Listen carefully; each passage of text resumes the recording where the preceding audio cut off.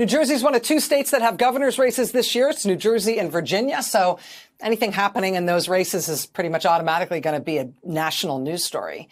But in the New Jersey race, something has just happened that's a legit bombshell.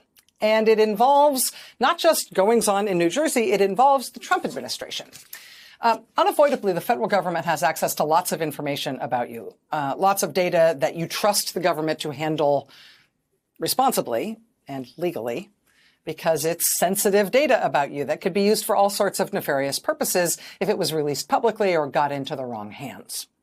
Well, as you know, the Trump administration hasn't exactly been keeping faith with those responsibilities. They have used federal mortgage data to try to go after Democratic Senator Adam Schiff and New York Democratic Attorney General Letitia James and Federal Reserve Governor Lisa Cook. That's the Trump administration using mortgage data from the Federal Housing and Finance Agency to target people President Trump wants targeted.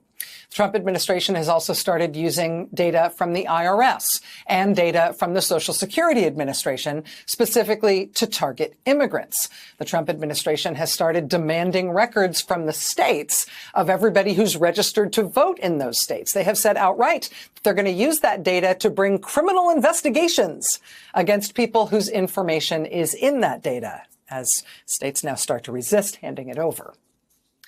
Well, along those lines, we now have this new story that relates to the New Jersey governor's race. The Trump administration has apparently released the full military personnel record, the full Social Security number and everything of the Democratic candidate for governor in New Jersey. They've released it to an ally of her Republican opponent.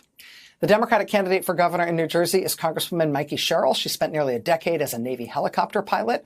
Her campaign recently was horrified to realize that the Trump administration had released her private, unredacted, full military records to an ally of her Republican opponent's campaign. A donor to that campaign, somebody who Republican candidate Jack Ciattarelli says he's considering as his lieutenant governor.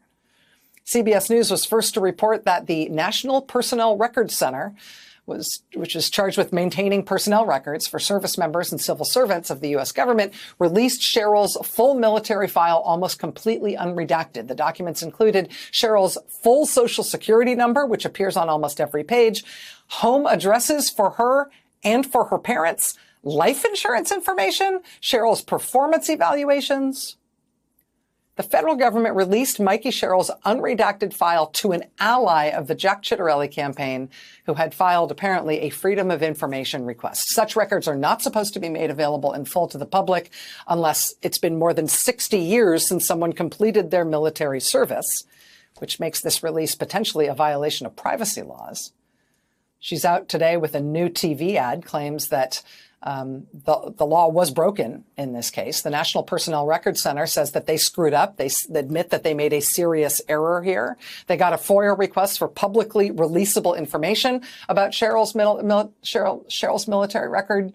And they say a technician mistakenly sent the full unredacted file. And maybe that is what happened. But, you know, the Trump administration does not have a super strong claim for the benefit of the doubt on stuff like this. Again, the federal agency that gave out the records admit Congresswoman Mikey Sherrill. They have asked the guy they gave that this was wrong. They've apologized to give the records to not disseminate them. The Ciattarelli campaign did not respond to our requests for comment, but a lawyer for the campaign has said they didn't realize the file contained information that shouldn't have been released. The lawyer says once they learned that, they ceased disseminating the material. Do you feel like you're running against Jack Ciattarelli, the Republican candidate, but also running against the federal government? I mean, the federal government has this, and the U.S. military has this information because we don't have a choice about whether or not they have it. We have to trust that they will safeguard it in a way that's both responsible and legal. It seems to me like you're up against something that is more than your average political dirty trick. Yeah, this is pretty low. And that's why I really just have to say thank you to the veterans from across this country, from Korea to Vietnam to the global war on terror, veterans from across this country who have reached out in solidarity with me, because this is beyond the pale. Because as veterans, many of us have incredibly high security clearances. I myself had the highest security clearance in the military. And the amount of information our nation has when they do that. They interview your friends and your neighbors, and they go through your medical records and those of your family and friends. It just, to think that you have this, that the government has this information and could use it against you, it is just completely unacceptable to veterans. And so I have to tell people out there, thank you so much for your support. And I'm just committing to people in New Jersey, to veterans across this country. I'm running for governor because I can take this. Jack Ciattarelli can come after me. Donald Trump can come after me. But I am going to be governor so you don't have to put up with this. So when Trump comes after New Jerseyans and their private data, their social security number, I will tell Trump no when he comes after people in my state so they don't have to go through this. Their driver's license. I was just talking to Governor Josh Shapiro earlier today. He has told Trump no. And Congresswoman Mikey Sherrill, Democratic nominee for New Jersey governor. Thank you very much for helping us cover this scandal this evening. Thanks for helping us understand it. In Kansas and Lawrence, Kansas, people protested against Trump this weekend and specifically in support of Oregon, as Oregon tries to fend off Trump sending in the troops there. In Kern County, California this weekend, rural California, people marched from Bakersfield City Hall to the ICE facility at Mesa Verde, protesting Trump's immigration arrests and the conditions in which people are being held there. In Des Moines, Iowa, literally thousands of people turned out late last week in a big, spontaneous, angry protest when Trump's immigration agents arrested the beloved superintendent of Des Moines Public Schools. He's currently being imprisoned in a jail in Sioux City, Iowa, and this weekend people protested in support of him there as well.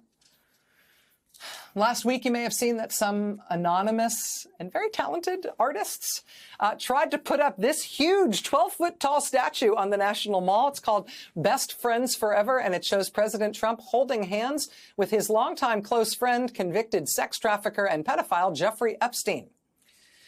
The artist who made this did get a permit to put this up on the National Mall, and it went up last week before federal officials apparently angrily pulled it down despite the permit, claiming there was something about the statue that was incongruent with the lawful permit the artists got to put it up.